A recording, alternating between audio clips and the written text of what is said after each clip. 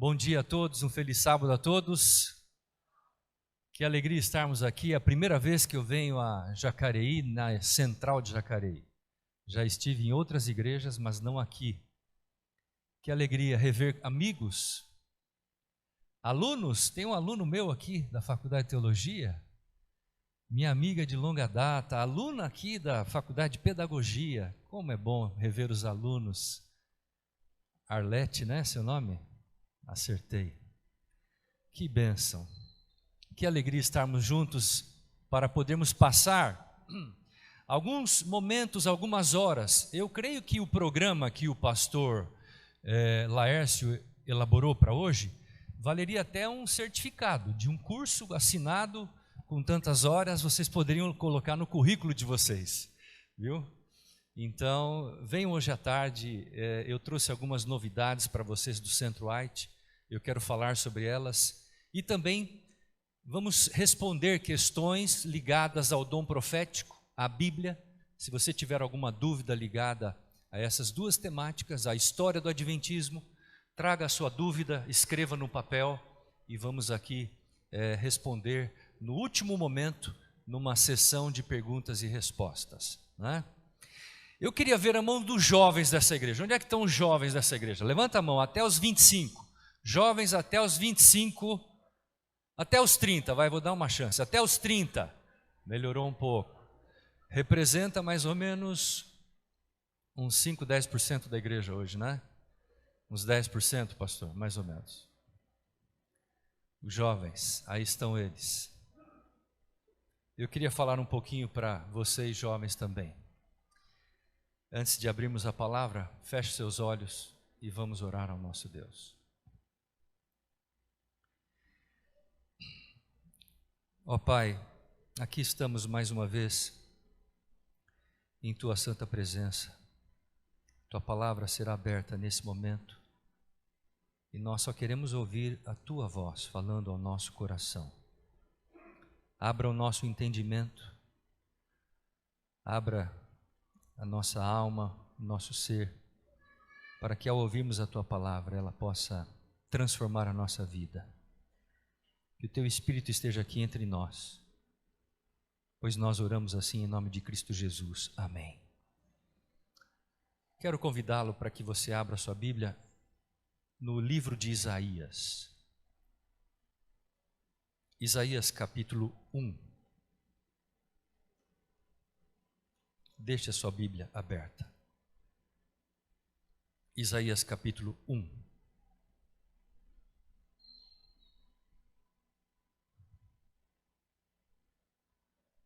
A palavra de Deus nos diz a partir do versículo 1. Visão de Isaías, filho de Amós,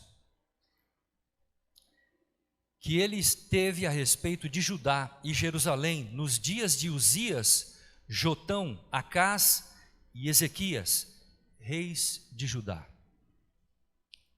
Ouvi, ó céus, e dá ouvidos, ó terra, porque é o Senhor quem fala.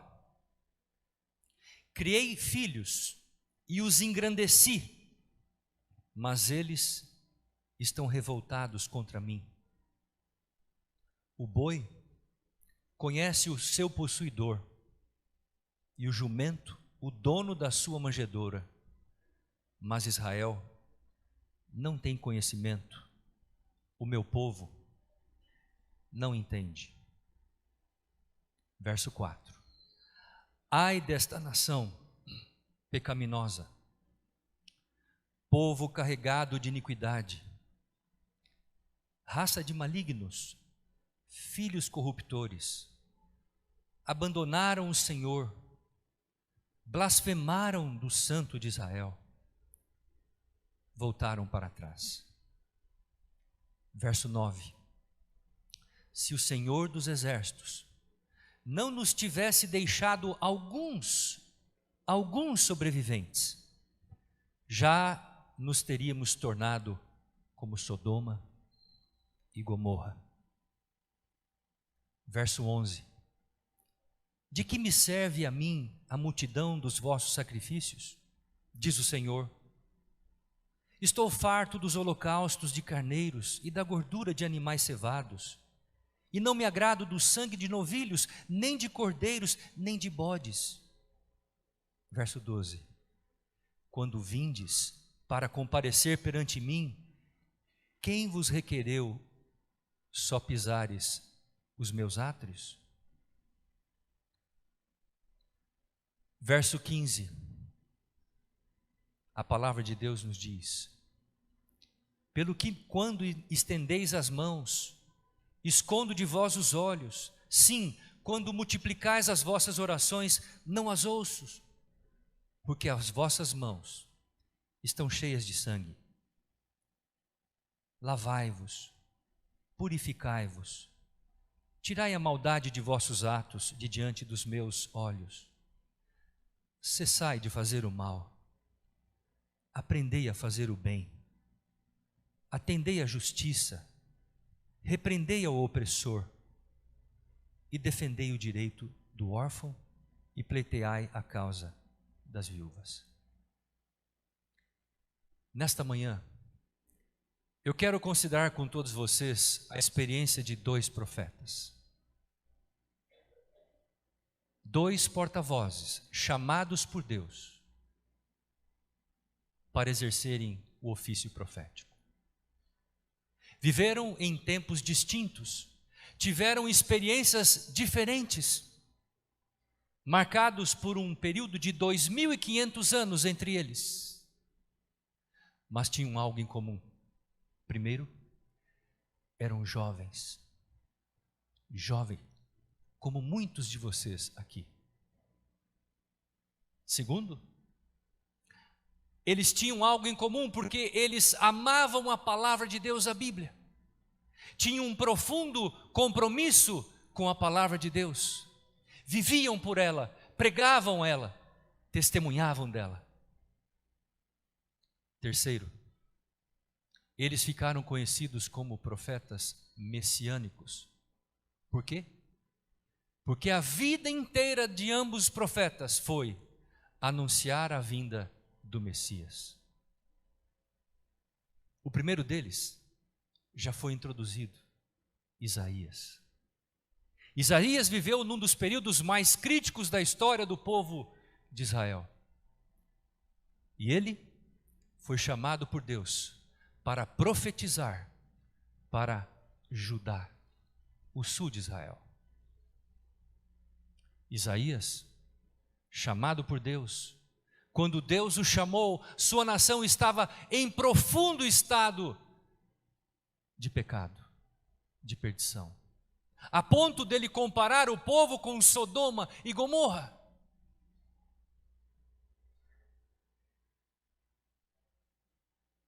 E quando Isaías recebe o chamado de Deus, nós não sabemos a idade dele quando recebeu o chamado de Deus. Quando ele recebe o chamado de Deus, abra sua Bíblia, capítulo 6. Isaías, na sua pouca idade, Isaías diz no versículo 5 do capítulo 6: então disse eu, ai de mim, estou perdido, porque sou homem de lábios impuros, habito no meio de um povo de impuros lábios, e os meus olhos viram o Rei, o Senhor dos Exércitos. Isaías 6,5 revela de forma clara qual é a reação de um profeta ao ele receber um chamado para ser o seu porta-voz. Ai de mim, ai de mim. Isaías se sentia muito pequeno, muito incapaz para essa finalidade, para esse ofício que Deus o chamara. Mas Deus coloca diante dele uma tarefa. E lá no versículo 8 do capítulo 6 ele diz: depois disso ouvi a voz do Senhor que dizia, a quem enviarei e quem há de ir por nós? Disse eu, eis-me aqui, envia-me a mim.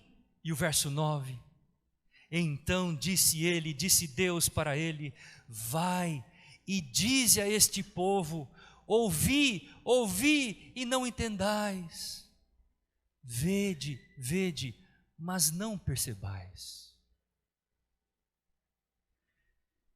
Queridos, o ministério de Isaías não foi um ministério simples e fácil. Logo no capítulo 1, Isaías se aproxima do povo e ele, com graça, com misericórdia, com lágrimas em seus olhos, ele chama o povo. Abra sua Bíblia, volte para o capítulo 1, eu quero ler um texto especial, versículo 18 do capítulo 1.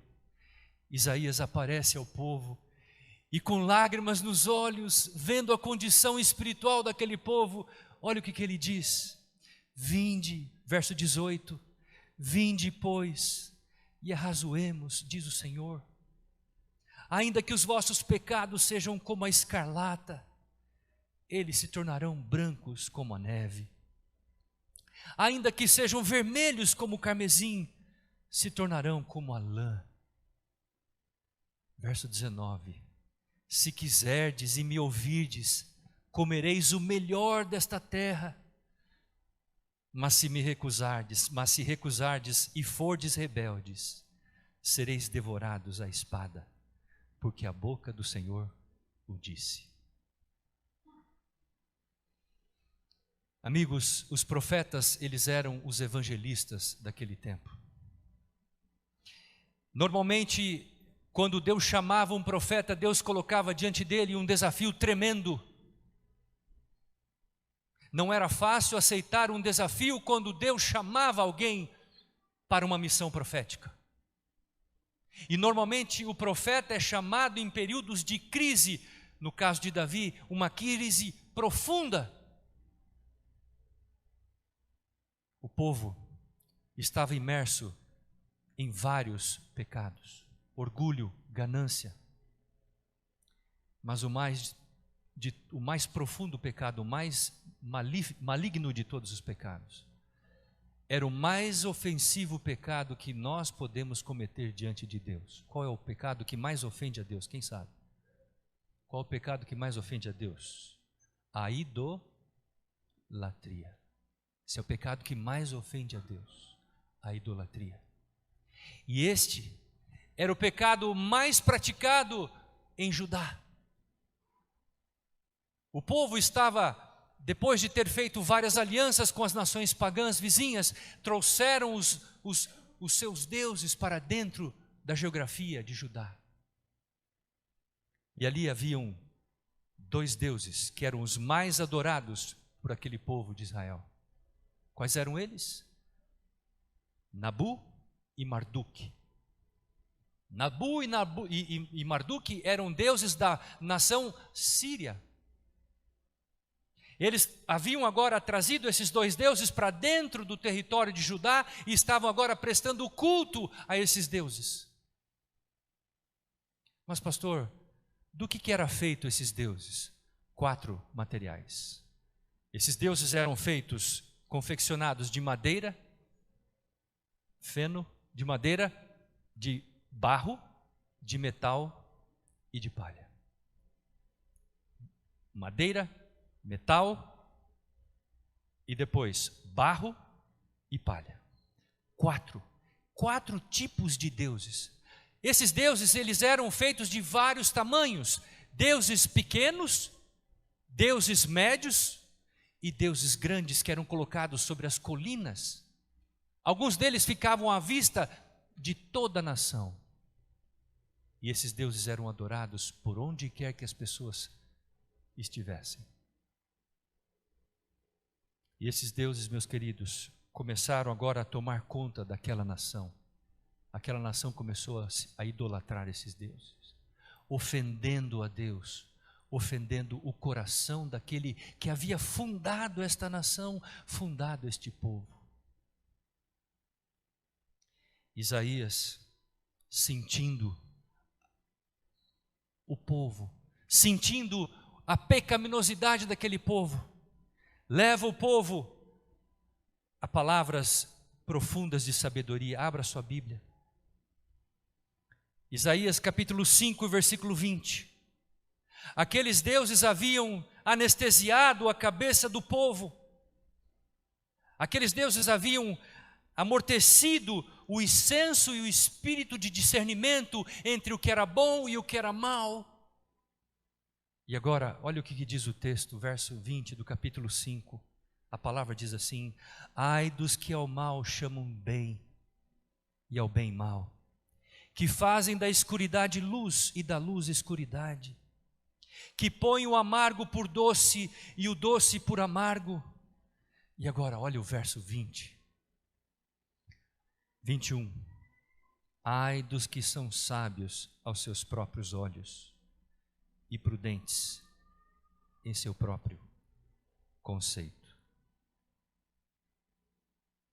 Aqueles deuses haviam invertido o polo, haviam anestesiado a capacidade de discernimento entre o que era bom e o que era mal, entre o que era doce e o que era amargo. Em um dado momento, Isaías se refere a esses deuses. Abra sua Bíblia comigo, Isaías 42. Isaías 42. Isaías aqui, ele revela qual seria o destino desse Deus, quais seriam os destinos daqueles que adoravam esses deuses. E a palavra nos diz assim, Isaías 42, o verso 17, e a palavra diz assim: tornarão atrás e confundir-se-ão de vergonha os que confiam em imagens de escultura, e as imagens de fundição dizem: vós sois o quê? Nossos deuses.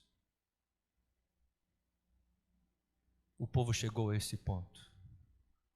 Imagens de escultura e de fundição dizerem para elas: vós sois nossos deuses. E Deus disse: confundir-se-ão de vergonha os que confiam em imagens. Eu queria agora introduzir o segundo personagem do estudo desta manhã, da mensagem desta manhã. 2.500 anos no tempo à frente, chegamos próximo ao período de 1844. Era uma tarde, uma jovem amiga chamada Elizabeth encontra-se com Ellen e lhe faz um convite dizendo: amiga, vamos à minha casa, porque hoje nós vamos ter um grupo de oração e estudo da palavra. Havia muito isso naquele tempo. Jovens se uniam e se reuniam para estudar a Bíblia. Passavam horas estudando a Bíblia, cantando, orando e testemunhando. Os jovens tinham essa prática naquele período da história. E essa amiga convidou aquela jovem. Aquela jovem tinha 17 anos. Ela não tinha a menor chance de atender o convite de sua amiga Elizabeth. Ela então lhe respondeu dizendo: amiga, se Deus me der forças, eu vou. Foi tudo o que ela disse. Passado o período de horas, algumas pessoas tomaram aquela jovem de 17 anos e a levaram até a casa de sua amiga. Chegando à casa de sua amiga, batendo a porta, todos tomaram de surpresa, e eles então começaram a orar, como conhecemos muito bem essa história, e por um momento, naquele contexto, Deus aparece àquela jovem com uma visão. E eu queria parar aqui um minutinho, queridos, para a gente pensar um pouco sobre esta visão. Porque você estudou na lição da Escola Sabatina de hoje as profecias bíblicas de Daniel e Apocalipse. Às vezes temos alguma dúvida em relação ao surgimento da igreja cristã, da igreja adventista do sétimo dia, deste movimento profético. Às vezes alguns têm dúvidas em relação sobre esse momento como um movimento remanescente de Deus. Hoje à tarde falaremos um pouco sobre isso. Mas vamos pensar nesta visão. Era uma tarde, estavam ali orando, Deus aparece a essa jovem, não sabemos quanto tempo ela ficou em visão. Mas nesta primeira visão que ela recebeu de Deus, amigos, Deus coloca a ela uma cena absolutamente espetacular. Espetacular. Eu refletia sobre isso ontem com meus alunos na sala de aula. Aquela jovem que não tinha a menor chance de ser uma profetisa, de ser um porta-voz de Deus, Deus começa a mostrar para ela um caminho, e o povo do advento, o povo remanescente andando naquele caminho, Jesus Cristo à frente, uma luz por trás, o povo andando, e eles todos ali, e ela diz: olha para aquele povo, e ela olha para o povo caminhando em direção a Canaã celestial. Olha, olha, ela disse: eu não estou vendo. Deus diz: olha um pouco mais acima, e ela olha mais acima, e ela vê o povo andando. Jesus à frente, da face de Cristo, irradiava uma luz tremenda, que iluminava toda a extensão do caminho. Por trás havia uma luz chamada a luz do clamor da meia-noite, que também iluminava a extensão do caminho, para que ninguém se perdesse. E aquela jovem absolutamente doente com tuberculose, começa a ver estas cenas, e eu fico pensando, o que isso causou no coração desta jovem? O que essas cenas poderiam ter causado? Qual o impacto que isso causou no coração daquela moça? E ela vê o povo andando, andando, ela vê alguns desanimando, caindo para baixo. Não vou contar toda a história é belíssima. Ela vê algumas pessoas desanimando, se assentando à beira do caminho, Jesus Cristo saindo do seu lugar com a sua destra, e dizia àquelas pessoas: levantem-se, levantem-se, o céu é logo ali, não desanime, levante-se, continue a caminhada, o céu é logo ali. E eles então se levantavam, dizia: glória a Deus, Jesus nos salvou, Jesus nos salvou. E continuavam a sua caminhada. Mas eles viram também algumas pessoas que haviam colocado no seu coração de que não iriam chegar lá. Começaram a duvidar. Escute, será que esse é o caminho mesmo? Será que nós estamos no meio do povo que está caminhando em direção à eternidade? Será que esse é o povo do advento?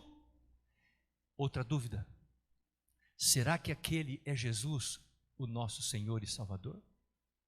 Começaram a duvidar, até o ponto de se assentarem à margem do caminho e dali serem lançados para o abismo, para nunca mais alcançarem a salvação. Mas a história não para por aí, queridos, porque naquela visão ela vai. E Jesus, ao andar por aquele caminho, em um dado momento, ela escuta o dia e a hora da volta de Jesus. Eles estão andando no caminho e ela escuta uma voz dizendo o dia e a hora da volta do Senhor Jesus. Ela escuta tudo isso. E eles continuam caminhando. De repente ela vê aquela nuvem se aproximando. Jesus toma todos, leva para a eternidade. Ela vê Jesus colocando as coroas sobre a cabeça dos remidos que entram nos portais da cidade santa. E ali ela vê o trono de Deus, o rio da vida, ela vê a árvore da vida, ela vê os 144 mil em formação de um quadrado perfeito. E depois disso, olha o que acontece. Jesus pega e leva ela para a nova terra. Olha bem o que estamos falando. Leva ela para a nova terra, e ela vem à nova terra, 7º milênio, e ela vem à nova terra, e ela vê a nova terra, ela vê bosques, ela vê árvores, ela vê animais pastando, o leão com o cordeiro, todos os animais, e depois ela vê aquela mesa quilométrica de prata, uma mesa imensa com frutas ali colocadas com grãos, amêndoa, ela vê vários frutos, inclusive o fruto da árvore da vida. E ela pede para comer, e Deus diz: não, agora você não pode comer. Ela diz: Senhor, eu quero ficar por aqui. Mas Deus fala assim: não, você tem que descer, porque você vai falar ao mundo. A expressão é: você vai falar ao mundo, não é só a igreja adventista, vai falar ao mundo tudo aquilo que eu te mostrei. Fale ao mundo. E a visão acaba, e ela vem ao mundo, e ela fala, e ela registra tudo aquilo que ela viu e ouviu, e Deus revelou para ela. Assim começa a história do segundo profeta que eu quero destacar nesta manhã. Seu nome? Em princípio, Ellen Gold Harmon. 17 anos. Uma jovem, doente. Seria a última pessoa que alguém que está aqui nesta manhã poderia escolher para alguma espécie de desafio. Se você, com sã consciência, olhasse para aquela jovem, você jamais poderia dizer, ela serve para fazer alguma coisa, porque ela não tinha saúde para absolutamente nada. Ela mal conseguia andar, carregar o seu corpo, mal conseguia fazer isso. E Deus pega aquela jovem e transforma ela num vaso de bênção, um instrumento vivo para alcançar os seus propósitos, para fundar esta igreja, para poder orientar este povo. Mas, queridos, eu queria fazer uma pergunta a vocês.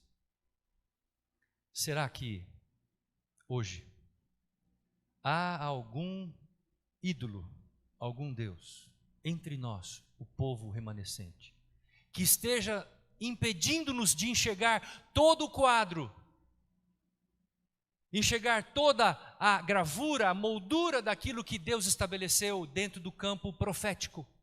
Será que nós, como igreja, estamos de alguma forma presos a algum ídolo deste mundo, desta vida que nós estamos vivendo como povo remanescente de Deus? E será que, em função disso, nós estamos, quem sabe, parados ou quem sabe anestesiados e talvez não estamos enxergando a nossa necessidade de cumprirmos a missão que Deus nos colocou? Será que esses ídolos têm anestesiado a nossa mente e estamos invertendo e talvez considerando aquilo que é bem e considerando o que é mal? Trocando o mal por bem e o doce por amargo? A luz pelas trevas e as trevas pela luz? Estamos impedindo de enxergar a realidade conforme a revelação de Deus e sua palavra.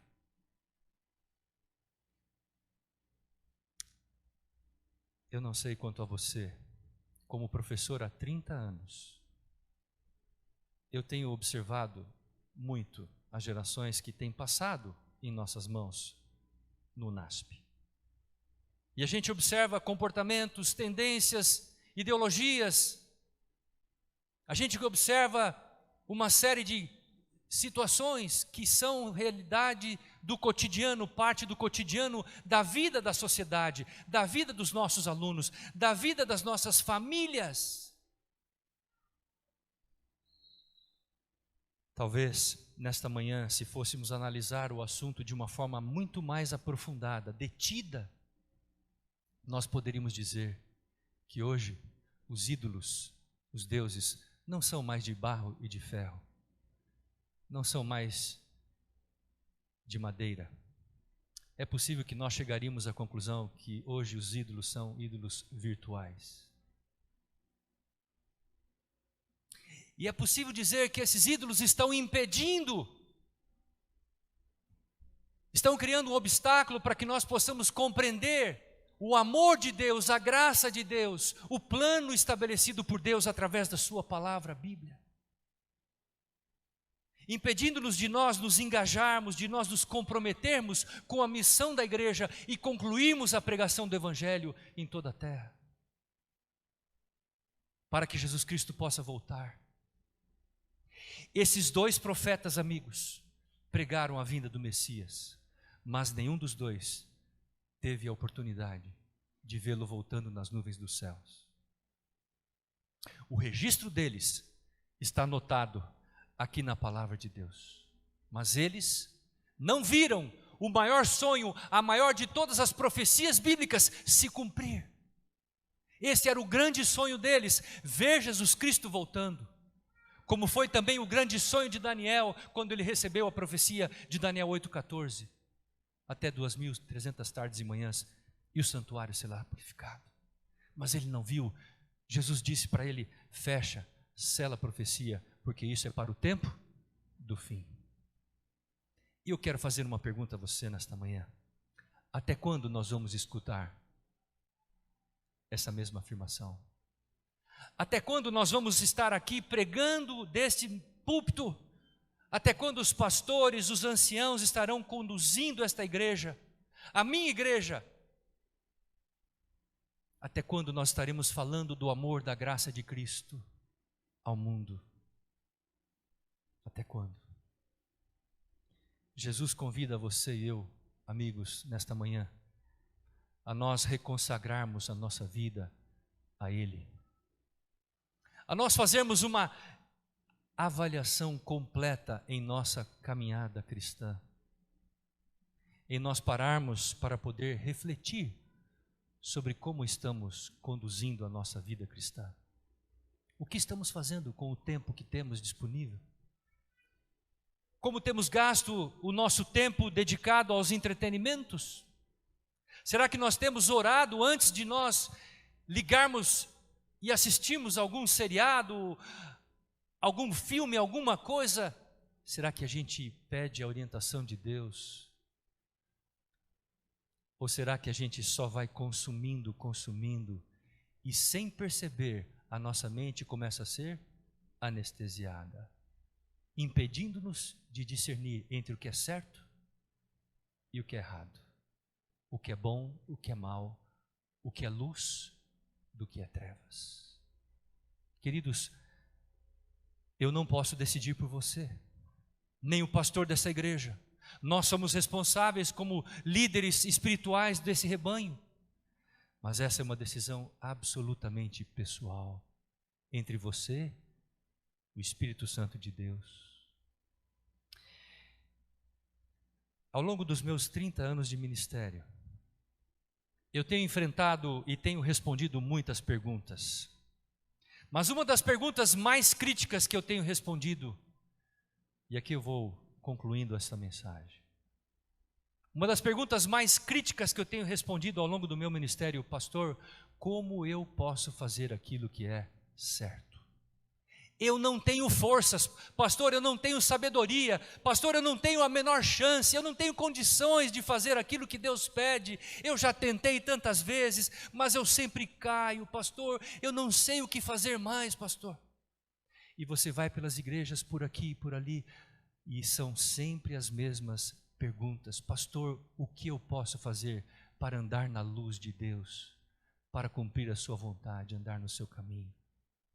E as pessoas não conseguem, ficam todas desesperadas, não sabem o que fazer, sentem-se desanimadas, sentem-se totalmente humilhadas, caídas no chão. E queridos, ao longo dos meus estudos, eu me reporto aos testemunhos do Espírito de Profecia. O livro Maior Discurso de Cristo traz uma possível sugestão e uma possível solução para isto. E para isso, eu me reporto à oração mais simples da Bíblia. Qual é a oração mais simples da Bíblia? A oração do Pai Nosso. Os discípulos chegam para Jesus: Jesus, ensina-nos a orar. E eu fico imaginando esse momento quando os discípulos se aproximam de Jesus e pedem para Ele ensinar-os a orar. E eu fico pensando, o que Jesus vai dizer numa oração só? Óbvio que isso aqui daria várias semanas de oração, a oração do Pai Nosso. Mas uma coisa chama-nos a atenção na oração do Pai Nosso. Jesus Cristo, naquele momento, era Deus e era ao mesmo tempo homem. Ele tinha natureza divina e natureza humana, mas ele vai ensinar os seus alunos a orar, e naquele momento, quando ele ensina, ele diz: Pai nosso que estás nos céus, santificado seja teu nome, venha a nós teu reino. E agora vem a frase: seja feita. Pastor, como eu posso fazer aquilo que Deus pede de mim? Eu queria que você guardasse isso hoje e levasse isso contigo pelo resto da tua caminhada cristã. A oração de Jesus nesta frase nos ensina: Pai, seja feita a tua vontade. Veja, Jesus Cristo era, ele poderia ter vivido pela sua própria força, poder, pela sua própria capacidade divina, mas ele não ousou usá-la. Ele simplesmente disse: Pai, seja feita a tua vontade e não a minha vontade. Ele não confiou na sua própria natureza, ele confiou tudo o que ele tinha e deixou tudo sob o controle de Deus. Que lição poderosa. E agora eu vou aos testemunhos. O maior discurso de Cristo. Ellen White diz assim: quando nós, presta atenção, quando nós entregamos a Deus a nossa vontade, entregamos a Deus a nossa vontade pela nossa própria consciência, pelo nosso próprio uso do livre-arbítrio, entregamos a nossa vontade, Deus não a toma para si e retém para Ele, não, mas Ele renova, purifica, santifica, justifica e devolve esta vontade para você, para que você possa, naquele dia, quando você decide entregar a sua vontade a Deus, você não viva sob a escravidão do pecado. O pecado não terá poder sobre a sua vida, porque você escondeu a sua vontade ao controle de Deus, e Ele derrama agora sobre você o Espírito Santo, para você vencer todo e qualquer pecado, toda e qualquer coisa que prenda você ao mal. Então, encerrando, você quer ter vitória sobre o pecado, aprenda a orar a oração do Pai Nosso. Pai, eu vou começar o dia,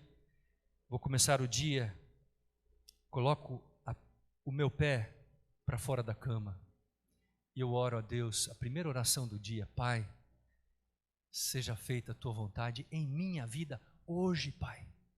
Cumpra o teu propósito em minha vida hoje, coloca em minha boca as tuas palavras, coloca em minha mente os teus pensamentos, não permita que eu use o meu tempo de uma forma espúria, de uma forma qualquer, mas permita, Senhor, que tu me dê sabedoria para usar o tempo para simplesmente eu fazer a tua vontade e não a minha vontade. Porque o que acontece conosco? Quando nós fazemos a nossa vontade, o que acontece? A gente volta a praticar as coisas que nós não queremos praticar. Não queremos praticar. Assim, queridos, Deus quer uma igreja sadia espiritualmente. Deus quer uma igreja vibrante, Deus quer uma igreja que tem esperança no coração, Deus quer uma igreja que tem alegria no rosto, estampada no rosto. Deus quer uma igreja que seja amorosa em todos os aspectos. Deus quer uma igreja que reflita a imagem e a semelhança do nosso Senhor e Salvador Jesus Cristo. E aí se cumpre as palavras que Jesus disse lá em São João capítulo 13, vamos abrir a Bíblia, São João capítulo 13, que texto fabuloso esse, bem conhecido de todos, São João capítulo 13, verso 34 e verso 35, e aí então se cumprirá as palavras de Jesus Cristo. 34 e 35 diz assim: novo mandamento vos dou, que vos ameis uns aos outros, assim como eu vos amei, que também vos ameis uns aos outros. Verso 35, e nisto conhecerão quantos? Todos, que sois meus discípulos, se tiverdes amor uns pelos outros. Que Deus desenvolva em nós o espírito do amor, que Deus nos dê sabedoria para termos compromisso com a sua palavra, que possamos abrir os nossos ouvidos, que possamos gastar tempo para poder descobrir qual é a vontade de Deus para a nossa vida, não só pela oração, mas também pelo estudo da palavra, porque quando oramos é o primeiro passo, quando estudamos a palavra é o segundo passo, e quando saímos para testemunhar, terceiro passo. E assim o pecado não tem mais força sobre nós. Queridos, o sermão desta manhã foi prático. Prático.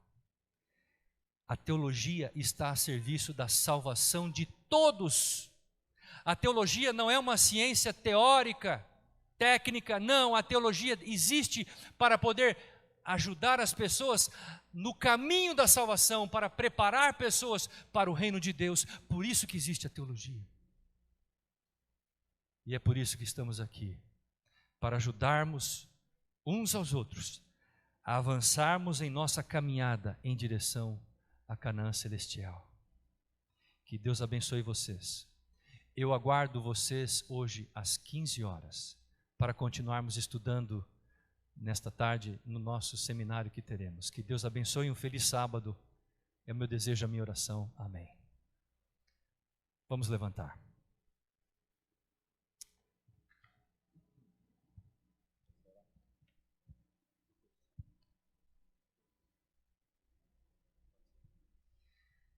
Maravilhoso Deus, obrigado pelos momentos que passamos em Tua casa de oração. Obrigado pelo Teu infinito amor e cuidado para conosco. Obrigado, ó Pai, por tanta orientação, revelações vindas de Tua palavra, a Bíblia, vindas também dos testemunhos do Espírito de profecia. Senhor, permita a cada um de nós que aqui estamos que não venhamos a nos negligenciar em relação a esses ensinamentos, mas que possamos aplicá-los em nossa vida, em nossa caminhada, porque queremos continuar no caminho que conduz à eternidade, sobre a condução, a direção de Cristo Jesus, sob a ação do Espírito Santo, a proteção dos anjos. Pai, toma-nos em Tuas mãos, dirija-nos, orienta-nos, desperta em nosso coração o desejo de conhecer mais da Tua palavra, de estudarmos mais os testemunhos, a fim de nos prepararmos e, sobretudo, prepararmos aqueles que estão também ao nosso redor, para que todos um dia possamos receber Jesus nas nuvens dos céus. Abençoa esta igreja, ó Pai, cada lar, cada família aqui representado. Abençoa esses Teus filhos, ó Pai. Abençoa os líderes desta igreja, pastor Maurício. Cuida de todos nós. E humildemente nós dedicamos o nosso viver em Tuas mãos. Seja feita a Tua vontade sobre nós, pois assim oramos em nome do Senhor Jesus. Amém.